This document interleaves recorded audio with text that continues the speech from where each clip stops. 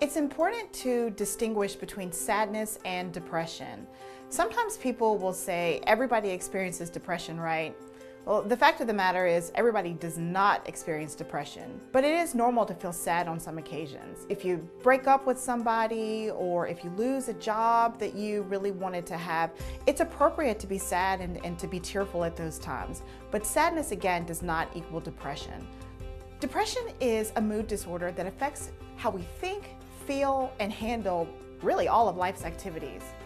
The symptoms of depression include sad mood, hopelessness or pessimism, irritability, guilt or feelings of worthlessness, loss of interest or enjoyment in hobbies or activities that we previously liked, low energy, low motivation to do things, difficulty with concentration or decision making, sleep problems, either sleeping too much or sleeping not enough, appetite changes, thoughts of death or suicide may happen as well. Also, sometimes people may experience what's called psychomotor agitation or retardation, meaning they're moving too much or moving too slowly. So, how do you know that you're actually depressed? Honestly, you may not. Sometimes it takes other people to point out the changes that they see in order for us to know that something is going on. Your supervisor, for example, at work may say, hey, you're not doing all the stuff that I've asked you to do. Your friends may point out that you're not as active with them as you had been before. People often want to know what causes depression. Honestly, it could happen as a result of a number of factors.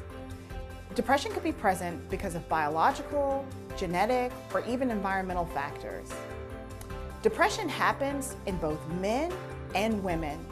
It can start oftentimes in early adulthood, but truthfully can happen at any age. Untreated depression can impact you in so many ways. Your relationships with others can be affected. You can have difficulty completing tasks at work or school. Your physical health can be impacted as well. Heart disease, diabetes, cancer, all of those are much harder to treat if depression isn't controlled. Our immune system is down when we have depression. Infection becomes a lot harder to treat. And our pain is much worse oftentimes when people are depressed.